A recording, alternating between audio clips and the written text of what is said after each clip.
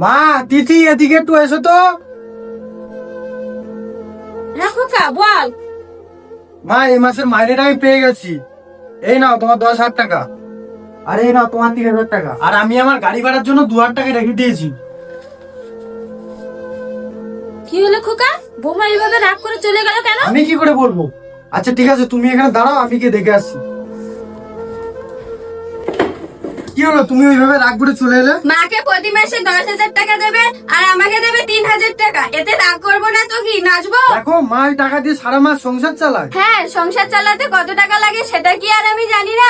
রেশনের চালাটা দিয়েই তো হাফ দিন হয়ে যায়, আর বাকি 15 দিনে তিনজনের কি এমন খরচ লাগে? আর তুমি আমাকে 3,000 টাকা দিচ্ছ, এতে আমার সাজগোজ, এটা কেনা ওটা কেনা, তাতে কি হয়? তুমি ভুল বুঝছো, তুমি কোনোদিন সংসার চালাওনি তো, তাই এমন বলছো। ঠিক আছে, তোমার মায়ের 10,000 টাকাটা আমাকে দাও আর আমার 3,000 টাকাটা তোমার মাকে দাও, তারপরে আমি সংসার চালিয়ে দেখাচ্ছি। ও, এটাই তোমার ইচ্ছা? ঠিক আছে, ঘরে চলো।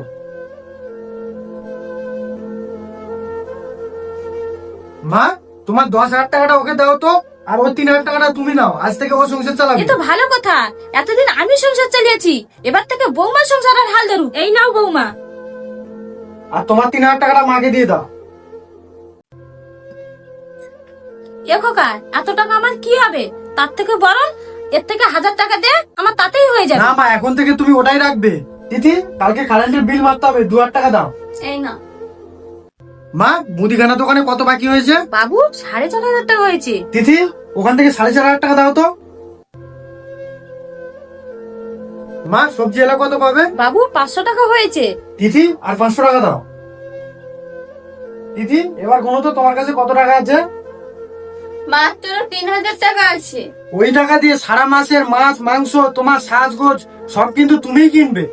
এবার বুঝলে তো মা কত টাকা জমিয়ে রাখে বা রাখে না।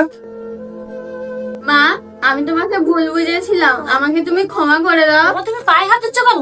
তুমি তো আমার মেয়ের মতো, আর মেয়েরা যদি ভুল করে মায়েদের কর্তব্য মেয়েদেরকে ক্ষমা করে দাও। আয় মা,